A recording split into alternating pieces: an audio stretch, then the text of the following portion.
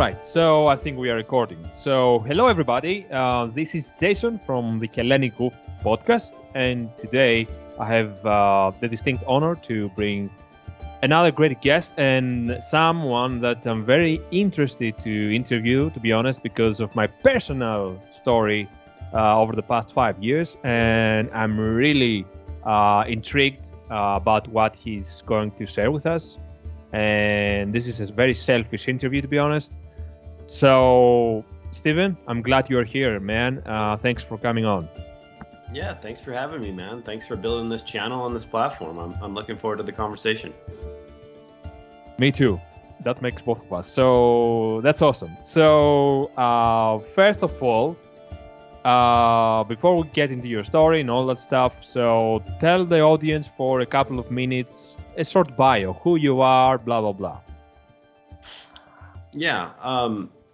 So I'm, we can go into my story later, but I've had a lot of digestive issues. I had a lot of pain, and so I didn't get any results, and so I had to basically find my way through the healthcare system to get well. And along that journey, I just happen to be somebody who tests and tries a lot of products on myself, and I'm naturally curious about self-testing. And I studied at the Kalish Institute of Functional Medicine. I routinely read most nutrition books that hit the market. I read, journal papers every week, if not, most days of the week. And I've been doing that since 2009. And then prior to 2009, I was big into athletic performance. And so I spent some time, reading books and articles on athletic performance, bodybuilding, kind of coming from that world. And so my background in college was electrical engineering. So I happened to just be brainwashed for 5 years into how do you think about systems and what do you do when you can't measure all the inputs or the outputs, or you can't even necessarily see or look into the system you're trying to fix or analyze. And so between that really cool brainwashing I received in college training and then my own pain, I just kind of channeled that systems thinking, the reverse engineering to the human body, because I was like, wait a second, this is kind of the same type of problem I had to solve over and over again in work. Why don't I just try it over here? And then once I got into that, I was like, I want to build a business around this. I want to tell people about this because I've suffered enough. And if I can at least shorten people's time to healing and help them give the gift that they're on the planet to give, then this is all, working in the right direction.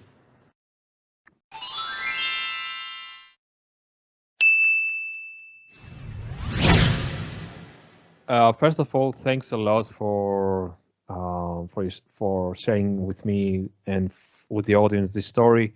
And I have to also comment that I'm also an engineer in not trade, but my education was also in civil engineering back in the day, 10 years ago, and it's our stories are similar because before my civil engineering education, I wasn't very keen on mathematics, on system approach. I was always more intuitive, more of the guy, going with my feelings. Relatively smart, I would say. Reading a lot of books. Very good in biology and chemistry in school, high school. But that engineering thing, it really helped me a lot, to systematize things, to start researching and organizing things. And I had a similar story like you, and the reason I'm here and talking with you is pretty much because I faced a lot of issues, and I found some things to correct, and some others, of course, I'm still researching, and that's why I bring people like you that are a little bit more capable than me to find more answers. And I'm very, very, very appreciative that people like you exist in this earth plane. And yeah, I'm very, I really want to hear your story. So let's get to your story, Steven. So what happened? When did it happen? And what happened from then? Yeah, I mean, I'll keep it, the sort of short version, because that could probably take a whole hour. But I was born with a birth defect called a hydrocele hernia, this is a type of birth defect where the ball sac doesn't completely close for little boys, and my intestines were sort of pinched or inflamed by that birth defect. And so right from minute one, I had digestive issues, and I couldn't basically keep any food down. I was in so much pain as a baby for the first 12 weeks of my life. Now, beyond that, luckily modern medicine saved my baby life, and I get to talk, today. But I made a lot of other mistakes, or fell into a lot of common think at the time throughout my life. So I took antibiotics many times as a child. I had a lot of beer and pizza in college. It was a very stressful college life, a little bit like Animal House in some regards, with a lot of studying. And so I knew right from high school that I was like really gassy and farty, because my family nicknamed me the gas man, and I was just, very embarrassed right from middle school onward, honestly. But I just thought you had to live with it. And I grew up in a time period where it was like, suck it up, be a man, men don't cry, men don't complain about these types of things. And it wasn't until my second, sort of my dream job, after a couple of years after college, I was a consultant for a Big Four accounting firm in Chicago in the US here. And I essentially, every meal I would eat, whether it would be lettuce and chicken or a burger and beer, I would bloat up with a lot of pain, and I would sit in my cubicle, and I would just kind of like rock back and forth and try not to cry.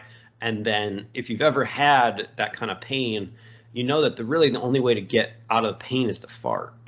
But if you fart, it's going to smell, and then you got a whole nother issue with being embarrassed and ashamed, and what do you do with all that gas? And you still have to try to perform your duties, whether you're a mom taking care of kids, whether you're at the office like I was. And I was on the 16th floor. I couldn't go anywhere. I was kind of locked into the what was happening. So anyways, my coworkers complained, and my boss said I had to kind of fix this, otherwise my job was going to be in jeopardy. And that sort of woke me up. I don't know another individual. I saw like over 350 people after I got my functional medicine certification, and everybody sort of has these moments in their life where they get woken up out of the trance of the pain and the way they're doing things. And you have an opportunity in that emotional break point to choose, which direction do you want to go? And I unfortunately tend to need a lot of pain before I wake up and go, hey, this isn't working very well. But that was one of them. There was a lot of other really embarrassing stories. But I sought medical advice in Chicago from several, quote unquote good doctors. They didn't basically tell me much. They said I have a family history of IBS, and I have IBS, and I need to suck it up, eat more whole grains, take Metamucil, just standard things in 2008, 2009. That was not good enough for me, and so. After missing dates and just being stuck on the toilet all night, I was the type of IBS where I would alternate between constipation and diarrhea. So I kind of experienced both, along with a lot of gas and bloating. My number one complaint was gas and bloating. So I switched my diet, and the dietary shift probably took away 50% of that bloating pain in one week, and it blew my mind. It was like, I don't have to live with this, and I have control. Like what I do every day. And that's when it like turned on the engineering mindset and the system thinking like, okay, I have an output, gas and bloating I don't want. I have inputs. What are all the inputs? Well, food clearly is a massive input to this system.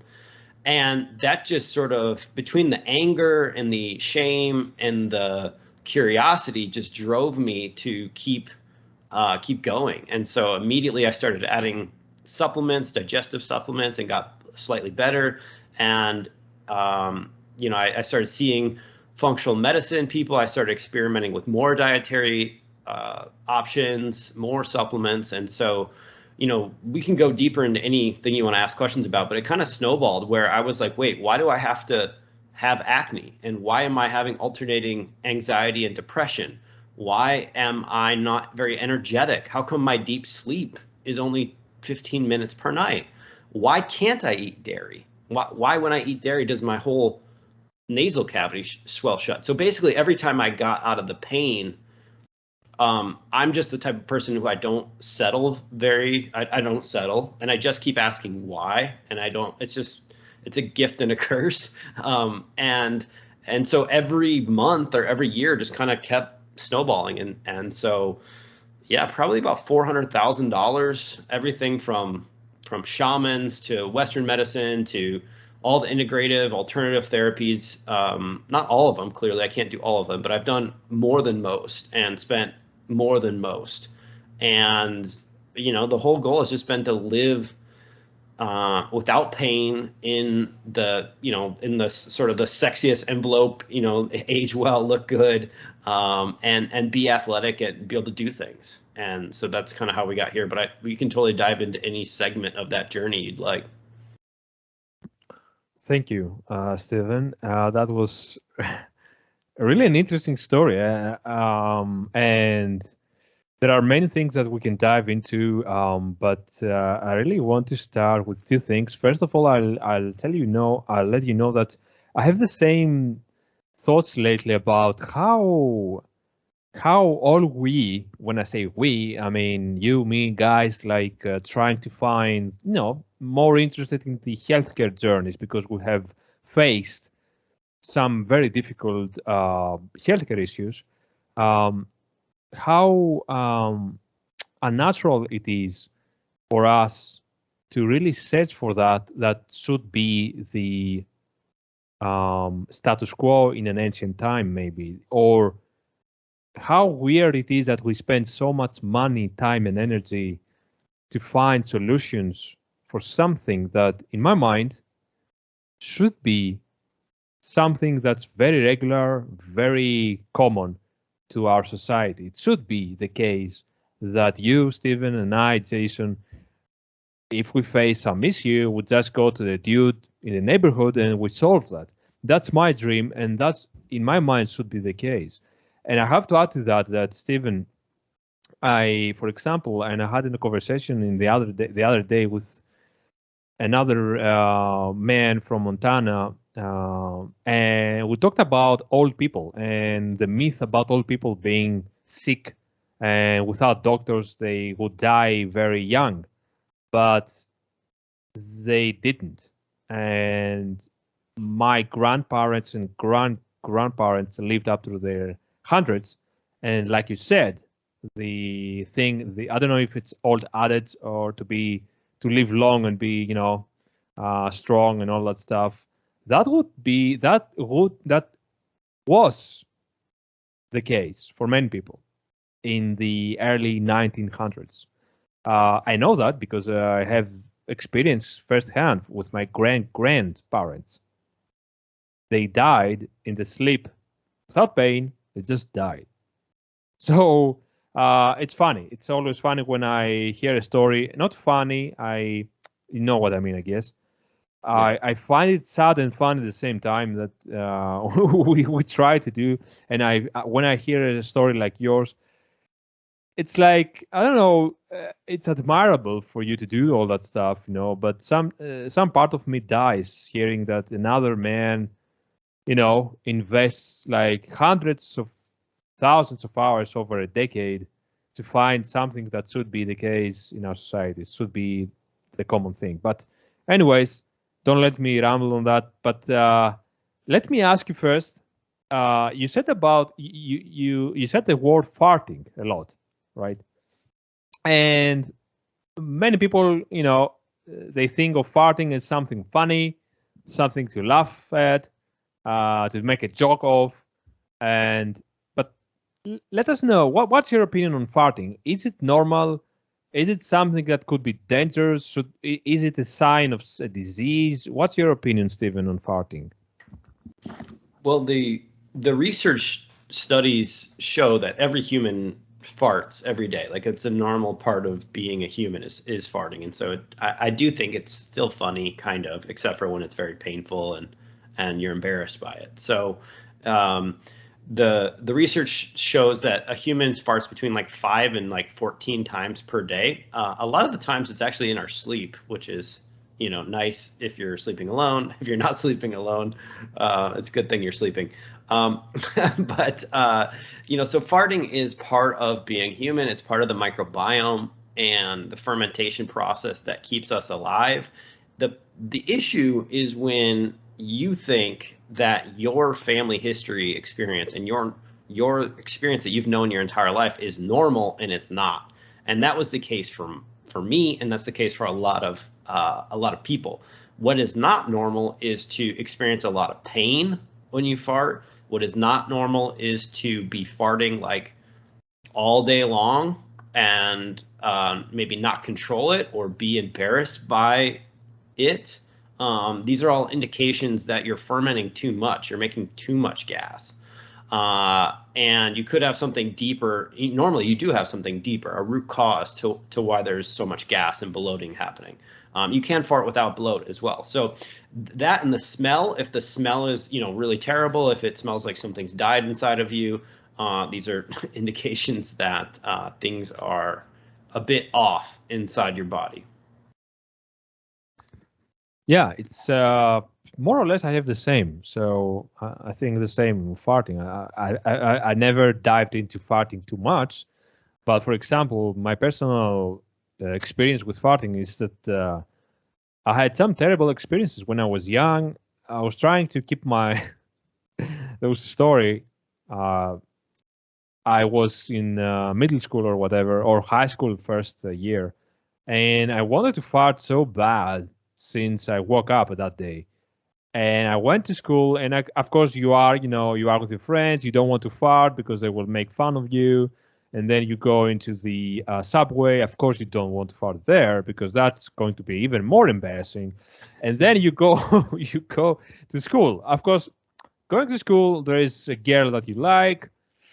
That's even more embarrassing. That's even worse. So, and you keep it, and it builds up, and it feels like it was. I was feeling like building up, like ready to blow. To if somebody popped me, I would like explode. And I remember keeping my farts for like what, 12 hours, 10 hours. I don't remember, and then coming back to getting into the door and releasing one of the worst farts in my life, which was literally, Stephen, like half a minute or a minute long. It was, and oh my God, my brother opened the door and he was like, "What the fuck?" But having said that, do you think that there are some? So, do you think that? Okay, you said about fermentation and about microbiomes, and I want to talk about microbiome in a second. But do you think that there are some foods like, maybe legumes that are causing more farts than others? And do you have an explanation for that? Yeah. I mean, food, think about the three biggest variables in our health. Well, there's more than three. There's probably four, minimum, probably five. Sorry. So you have light, you have, these are things that are coming in, they're affecting you every day. You have light, you have air, you have water, you have movement, and then you have food. These are things every human has to do every day, and they're essential for living. Without them, you stop living in usually a couple days, sometimes a month, depends on how strong you are. Food is highly important to what happens, and each food is complex, and basically nature shows up to the food that you eat. And so in other words, what does that mean? It basically means that there's microbes everywhere throughout your digestive tract. And if you're feeding it legumes, certain microbes are specialized in breaking down those legumes, as well as there's certain types of sugars and carbohydrates in those legumes that are inherently a bit more gassy. And so that's why there's lots of jokes about beans. Legumes are, beans and legumes are the same family of food. And so beans inherently contain various types of polysaccharides, and especially one class is called raffinose, that are essentially very difficult for a human to break down. And they end up causing a bloom of bacteria that sort of feed on that bloom. Just like the algae blooms in the ocean, your microbiome will bloom to whatever you feed it. This often causes gas and bloating. This is why you have a lot of products that contain the enzyme alpha-galactidase, because that is a microbiome enzyme. It's an enzyme made by bugs to help break down those sugars, well, not sugars, those carbohydrates in the legumes. And without it, you basically increase the fermentation potential of those foods. So anything that's high in polysaccharides and raffinose, this can also include broccoli. Some people talk about getting broccoli farts or cauliflower farts or Brussels sprouts, cabbage. People can struggle with these foods because of the types of carbohydrate structures inside of them. So it's not, everything is a give and take with nature. It's never just like, oh, that happened and I can't eat legumes. It's like, no, the body's built to digest legumes. The question is, why is your body not digesting them? Yeah, interesting. Yeah, very interesting. I didn't know about all that, about the polysaccharides. I've heard something about them. I never, dive deep into why. Interesting though. Personally, Stephen, I don't find when somebody farts and often and it's smelly, I don't find that natural. So I find that as being, maybe I don't know if you implied that, but as being a disbalance, dysbiosis of bacteria in their guts, and they cannot digest specific foods, maybe because of genetic predisposition, or maybe, and that's what I want your opinion basically, maybe because the legumes and the beans need to be, and others like cabbage, you said, for example, cauliflower, and you said also broccoli and all that stuff, which cause me two gases. They cause me two gases, but do you believe that maybe if we cook these things in a certain way and we process them with bacteria, so we process them like to create fermentation and to create bacteria, fermented foods, do you think that this can alleviate the farting and maybe it's a better way to digest these foods? Yeah, it can be. I mean, I think from an engineering standpoint, I like to look at foods on various types of continuums or scales, if you will. Like, what is their inflammation potential to a human, the average human body? So on one end, you might have animal products like a wild pastured cow on one end, and beef, and on the other end, you might have GMO, highly pesticide sprayed wheat, and they're on a continuum, and you have all these other foods that fall in the middle. I think legumes are more complex and potentially higher on the inflammation scale, but there's other scales, and that includes a nutrient density scale, that includes a fermentation scale. And so if we don't say that foods are right or wrong, instead we just try to objectively look at what are the qualities of these foods for humans, I think we can have a better conversation. And so I would say that legumes have some anti-nutrients in them. They have some fermentation potential. They can be difficult for a large percentage of a average human population. And so you can do things like you alluded to, and our ancestors. I also like what you said earlier when you look back to like, what did we do before we had refrigeration? What did we do before we had electric and gas stoves ready to go every day, and microwaves and air fryers and whatever else? What happened? Well, there was a lot of soaking and sprouting sometimes of legumes and beans. They worked to kind of pre-break them down. They'd also cook them for a really long time, usually sometimes. It depends on where you live in the world and what your lineage is and how they did these types of things, but you can also ferment various things. So to your question, can we do things to our food to make it easier to eat and get the nutrients and maybe less upsetting to our gut and our farting? Then yes, the answer is definitely yes. And the question is, do you want to do those steps, or do you just not want to eat beans. There's lots of other foods that are highly nutrient dense and don't have the same potential issues for your body.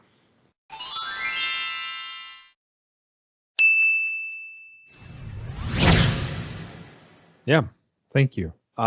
Personally, I avoid beans, to be honest. I never liked them, so I made the decision to, let them go. Same for lentils. And no, it's a decision, like you said, a decision, and listen to your body, baby, maybe. So, all right. So having said that, so I want us to turn the page and talk a little bit about something, a problem that many people have today, and this is constipation. So personally, I have, of course, a huge issue with constipation since I was like a child, and there's never a year in my life that I never had issues. Until now, I try now, but even now, I have times that I'm getting there with the issues with my constipation. So, what do you know, Stephen, about constipation? How can we solve that problem? What is happening with that? Do you have any solutions to offer? Yeah. I have a lot of potential solutions. I think constipation actually is one of the most complex conditions a human can have. The amount of variables. I've been studying the gut and digestive health for over 11 years now, almost 12, I guess 12 years now. And constipation has been an issue that I've struggled with as well. So anything that I struggle with, I tend to care about solving more than other things, and so that's why I focus in on bloating and constipation, diarrhea, things like this. Constipation is significantly more complex to solve than diarrhea, in my opinion. The amount of potential issues that could be at the root cause, and I do like. Here's the thing about me. I don't think humans should needlessly suffer just because of an ideal or because it should be a certain way. If you are in pain from constipation right now, I believe the best thing for you to do is get out of pain and start pooping every day right away. And even if you're using, however you want to describe it, Band-Aids, crutches, whatever, you could use more toxic laxatives, or you can use less toxics, types of laxatives like magnesium and vitamin C. But anyways, if you can get out of pain, I think it gives you a bigger time frame and more headspace to think about solving the underlying issues of constipation. Also, every day extra that you're constipated, you increase the chance of hepatic recirculation, which is basically where you have already excreted toxins into your bowels, and then because they sit there too long, you basically reuptake those toxins back out and put them back into your body, which we don't want to do. So you are getting healthier, in my opinion, I think technically, if you are using a crutch to go every day or every other day. And so I think number one is you get out of pain and you do whatever works for you to get out of pain. Now, I believe that it's much easier and much healthier long-term to use something like magnesium glycinate or magnesium citrate and vitamin C. To basically, what they do is they draw water into the bowels. They help move things along, and they soften things up. I think that we can, there's some other things that can cause, you could be eating not enough fat. You could have low stomach acid. These are very simple things that if you solve them, it actually helps whatever the root cause is. It helps fix the root cause faster as well. But if you have to use a strong, stronger laxative, I would go to senna root first. I wouldn't go straight to, like a pharmaceutical laxative or an enema, if possible, because you can actually become, and there are a lot of people out there that are actually, they've sort of become addicted. And addiction, I don't believe, is a choice. It's a way of coping with what's happening to you. It's not a choice, but they literally get into the cycle where their body becomes dependent on the enema, or the body becomes dependent on the Miralax or whatever the pharmaceutical laxative is. And so if we can stay in the natural laxative world, Those are easier to bridge off of in my experience. And then if we can never have to go there by using various types of osmotic laxatives or other things that can stimulate bowel movements, you're typically much better off. And then after we do that, then we go into like, why did this start in the first place? Wow. I'm very pleased that I really invited you here. Your scientific thought process really shines, man. It's a refreshing breeze of air to bring an engineer on and go to the root issues, because what you said about colonic, you didn't say colonics, you said anyways, you know what I mean, colonics or enema, right? So, and I want us to talk about enema, and because this is, I have mixed feelings for enemas, right?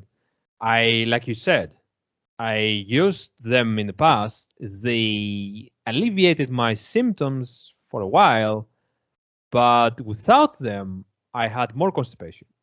So it's like, what? So then why I'm doing them? And of course, I wasn't treating the root cause of my constipation, which I did, and I kind of find relief. And I used senna root also, which kind of helped. So, Stephen, what's your opinion on colonics and also on hydrotherapy? So, do you know hydrotherapy? That's the colonic hydrotherapy, right? Where you're gonna shoot water up your rectum and sort of clean things out. Yeah. So I kind of, I mean, I think colonics are like the last resort. If you have impacted stool, and this is like a minority, but there are people who have, you can have, so one of the root causes of constipation that is very rare, don't assign yourself into this bucket unless you go through medical testing to prove it. Don't just say that you have this, because it's unlikely that you do. But you can get into a situation where you get a trauma to the body, like a head injury or a body impact injury, or significant physiological stress over time, like abuse, like legit abuse, and you can actually lose the nerve connections to your gut, and so the nerves that would tell your body to go, or if there's actually even poop in your body, you can lose that feeling. You can have neuropathy. You can get these bodily injuries. So if you have that, you may not be able to go normally, and so then you would need to be on a mechanical way to alleviate the poop in you. And so a mechanical way, the most mechanical way, the way that would get you most stuck and most addicted to it would be a colonic. And if you're forced to go there, you're sort of, that's the last resort. I mean, that is your last resort. So you never want to use the last resort if you don't have to, because you're out of options then. So an enema is kind of like one step down from that, in my opinion. It's like, it's mechanical in nature, as you mentioned. It seems to work in a pinch, is the best thing to do. It's like if you're really stuck, if it's been 7-10 days or whatever, and you're in a lot of pain, man, get it out. I'm not saying like suffer, but I am saying you should think of the mechanical ways of alleviating constipation as last resorts and treat them that way, and spend the money and spend the courage and the time to figure out herbal and vitamin mineral ways of getting the constipation relieved. Because otherwise, like I said, if you get into that point where you're impacted for weeks at end and you're already stuck on enemas or whatever, your next step is a colonic, and then you're stuck at a colonic level. So I don't want to make anybody wrong who's actually had nerve damage or who is actually sort of stuck on these mechanical ways of going. I think you can come back, and I have known people to come back down the scale who've been stuck on colonics and enemas and coffee enemas and things like that, and they've been able to use senna and magnesium and vitamin C and betaine HCl and prebiotics and sometimes probiotics to retool the gut over months. And slowly, they go from doing one every 3 days, like a couple times a week, they go to one every week, then they go to one per month, one every few months, and then maybe 6 months to a year from now, They're able to control it through their diet and through their supplements. And then the question becomes, what happened? Did you have a parasite? Do you have low stomach acid? Is your microbiome dysbiotic and just totally wrecked? Why do you have SIBO that's, causing everything to, do you not have prokinetic waves? Like, what is the root causes? And it's usually, that's the reason why constipation to me is so hard, is it's normally a few. Like, it's normally like a hormone issue, like you don't have enough maybe thyroid hormone or testosterone if you're a man, or estrogen if you're a woman. Plus, you probably have like low stomach acid and SIBO or something. And so you have to uncouple all those root causes while you manage the constipation on a daily basis. Yeah. Wow. Yeah, it's exactly what I'm thinking, man. What you said, the last sentence, managing the constipation on a daily basis, that's fucking, I'm sorry for swearing, but that's hard, man. I've been there multiple times, and it's like, you try to do exactly what you said. All right, so you try to be an engineer, but it's so painful and so it's really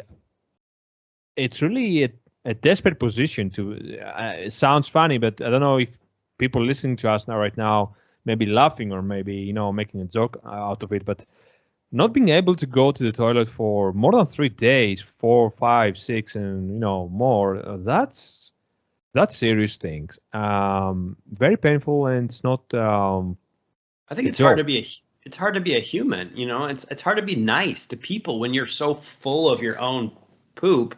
You're kind of, I won't speak for everybody else, but when I have had times like that, I become preoccupied by how full I feel. I can't stop thinking about it. I want it out. I'm kind of annoyed with everyone. Like, I'm not a good husband. I'm not a good father. I'm not a good man. I'm not a good human because I'm preoccupied with my own pain.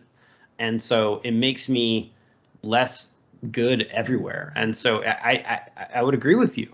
I hope people don't poke fun at it because it's very real, and it goes way beyond wanting to have your clothes fit or look good. It's like a preoccupation and energetics in the world. Yeah, thank you for that. All right, so before we talk about your company and your products, because I'm very curious about, and I know about your products, I read them, but I think that people need to know more on them. But before we go into that, so what's your opinion on probiotics as a supplement vs fermented food? So there is a lot of talk about probiotics over the past decade. Of course, people are getting the word out. Yes, go take your probiotics to have gut health, but nobody really, based on my research, nobody has a clear answer on what probiotics to take, how many of them to take, as a few, billions, millions, trillions, how often to take them, is there any protocol to take them, is that protocol dependent on if you have constipation, diarrhea, SIBO, low stomach acid. So what's the deal here, Stephen? Yeah, we, as a worldwide experience, we are now taking more probiotics than the world has ever taken in its entire existence. And I don't think, in fact, I think IBS and gut-related issues have only grown in the last few years. And so the way we are currently doing probiotics, I think I'm just throwing the white flag. It's dead, it's done, it's not working. It is very clear from the literature that probiotics are helpful for health. But the issue appears to be that we may have been, due to a number of factors, misapplying what the research suggests. And I think my belief at the moment, as we record this in early 2022, is that each strain, and by strain I mean the last little bit you see on the back of the bottle, if they even list it, because most supplement companies don't even list it, But there's like genus, family, species, strain, I think, and I might even mess that up. There's a bunch of them there, but the strain matters. So every type of probiotic could have multiple strains, and in the research, only certain strains do the things that you want them to do, and only at the dosages in the research papers. And so I think where we're headed is that if you're trying to deal with constipation, you are not going to be wanting to take a broad spectrum probiotic or a 100 billion trillion, capsule or something cool that's a lot. Like, no, you want research strains at the dosage in the research study for the issue you're dealing with, which in this case, constipation. But there's other strains that are very good at diarrhea, and those strains don't seem to work as well for constipation. There's other strains that are really good for skin health. There's other strains that are really good for your brain. And so I think we'll start to go in seasonality where it'll be like, wow, maybe I struggle in the wintertime with depression. So you might choose a new probiotic during the winter that is for brain health. And then maybe in the springtime, your skin flares up due to the pollen and the hay fever that you have. And so you'll choose a skin probiotic in the spring. And then maybe, you have a baby or your kid goes to school or gets in trouble at school and you're like stressed, and suddenly your constipation comes back and you'll be like, oh, I'm going to go buy that constipation specific probiotic for the next, 3 months until I get out of this very stressful period. I think that's the future of probiotic usage. It's more like a very, very targeted, I don't like to use this analogy because I don't think it's really spot on, but it's more like a sniper approach. You got to aim at something and you want the thing that's going to do the job. And I hope that the rest of the time you are eating fermented foods, because fermented foods do things that probiotics do not. They have a diversity and a fermentation ability. And it doesn't matter if we're talking about, and I guess I'm not talking about fake fermented foods. So I'm not talking about sauerkraut that's in vinegar. I'm not talking about a mass market yogurt. I'm talking about real fermented yogurt or kefir or real sauerkraut or any other fermented vegetable. But I think a daily consumption of something fermented plus a target, because what that does is it helps your microbiome diversity and your gut health on a daily basis stay elevated. And that is associated with longevity. It's associated with anti-disease states. It's associated with all kinds of goodness. But as a human, life happens and we have issues. We live in a culture and a time where our environment is not really matched to our bodies. So you're probably going to want to use probiotics, but you're going to want to use a probiotic that's built expressly for the condition that you are currently focused on. And that hasn't quite happened in the industry yet. But I think that's where we're going, and I hope to be part of that change in the coming years. Awesome. I hope that too. I hope that finally we'll get more better direction and maybe clear things up, because people are confused, to be honest. Even whoever I'm asking, I'm like, do you know about probiotics? And I myself, I've taken a few courses on probiotics. I've paid money to learn more on probiotics, and I'm like, what? And I'm trying to figure out still. It's like in a research process, and that's weird, because again, I'm going back to our evolution. I mean, damn it. But did my grandmother had to know about all that stuff? I don't know. That's my curiosity about it. I can't ask her. She died 106 years old without taking any probiotics. But I guess, Stephen, we are in a different era, and we have to learn about everything. Yeah, we are. I mean, that's amazing. I hope to be like your grandmother and live like that. That would be amazing. But we have technology which allows us to do things like this, which is a gift, but it also induces a bunch of issues to our bodies. And so, the world is the most toxic it's ever been. The soils are more depleted than they've ever been. the way we live our lives induces a bunch of sitting and stationary things that get us away from the dirt, and they get us away from, we don't kill our own food. Maybe your great grandmother used to kill her own chickens or her own hogs or something, or cows. And so, just milking a cow every day, you're in the muck, and that muck is full of probiotics. It's full of bacteria and microbes that are really important for regulating the immune system. And that's how we evolved as humans. We don't do any of that stuff anymore. At least 99.9% of people don't do that stuff anymore. And so I think we either have to go backwards, or we do have to figure this challenge out. Or maybe we'll just, reset ourselves on accident and the whole world will start over. I don't know. Who knows, man? So since we are closing slowly, so tell us a little bit more about your company and your products. Yeah, so like I said, I've been writing about diet and gut health and supplements since 2009, and I've been hyper focused both on my own stuff but also helping others. And as an engineer, I am obsessively focused on how do I get a better risk reward ratio. I want the best outcome from a recommendation, because I think recommendations are very sacred. I don't take them very lightly at all. I hate it when I recommend something and somebody does not get the result that they wanted. And so there are products in the supplement industry that have been the same for the entire time that I've known them.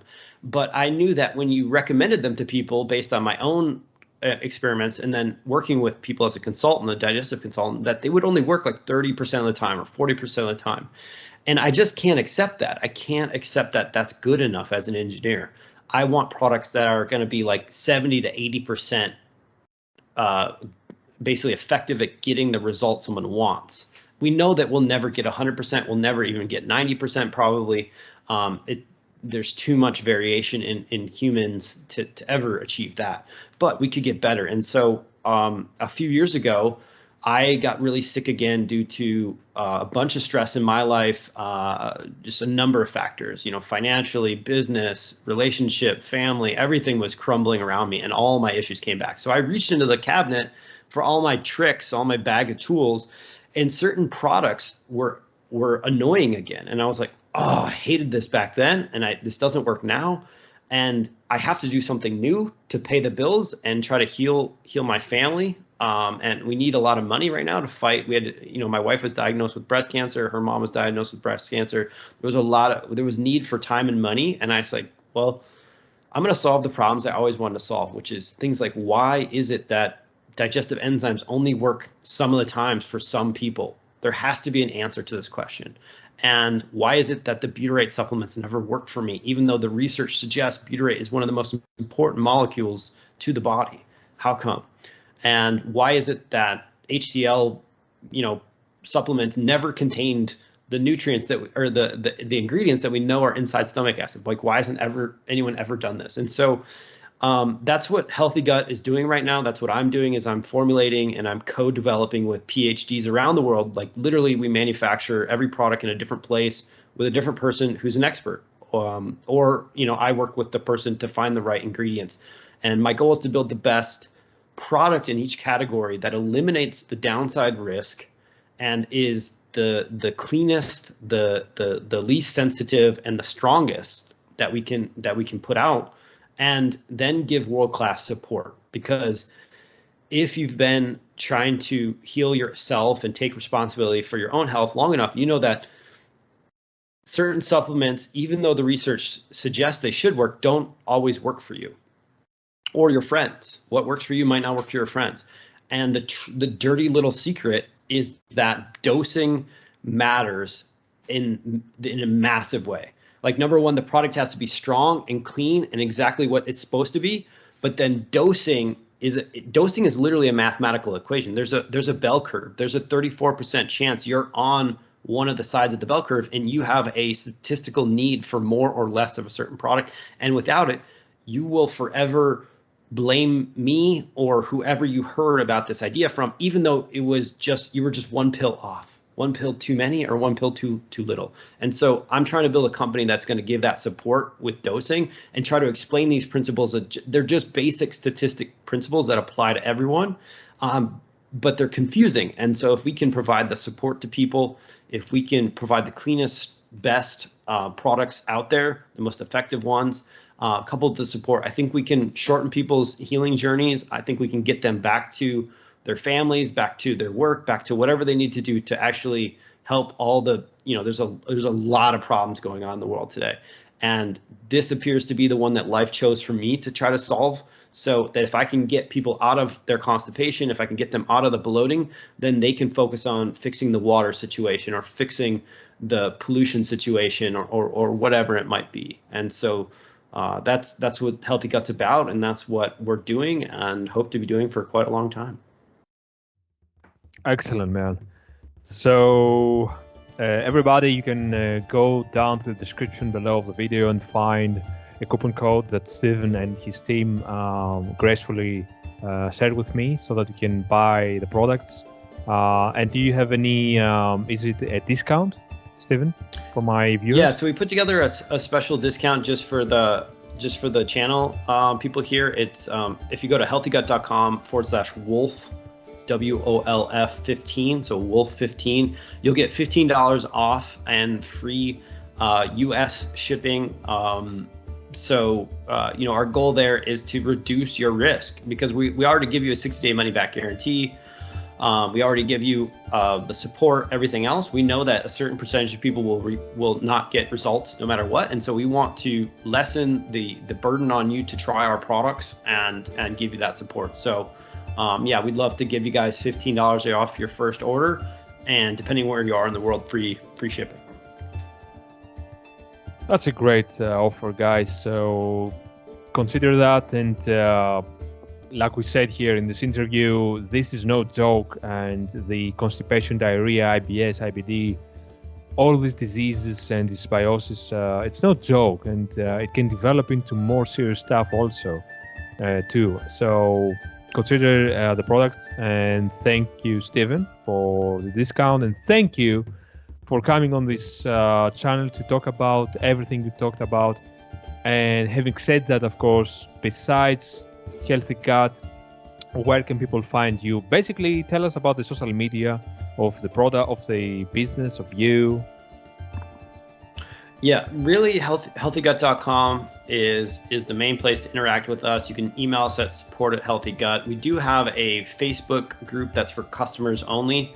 So we have a customers only Facebook group that I interact with, and I have health coaches on our team that interact in there every single day. Beyond that, we are not, we do have other social channels, but I would be, we're not currently putting any focus on them. Right now, we are hyper-focused on our customers and hyper-focused on new product development at the moment. Excellent. All right. So, Steven, please stay for a minute after the recording. And everybody else, thanks for listening. Thanks for watching. And I hope you got something out of this interview. I got something out of this for sure. I really appreciate it, Steven, for coming on here. And if you like that, of course, please press the like button. It shows your appreciation, your gratitude. And tell us of your story. If you have any story, write a comment about it, or send Steven and his team about the story, and let them help you out. So it's very critical not to be shy about these things. Even though we talked about farts and about farting, it's critical even for that stuff. Be open about it. It's no shame about it. So yeah, maybe it's a little bit fun, but whatever. So thank you guys for watching, and thank you, Steven, for coming on, man, again. Yeah, thank you. See you guys. Bye-bye.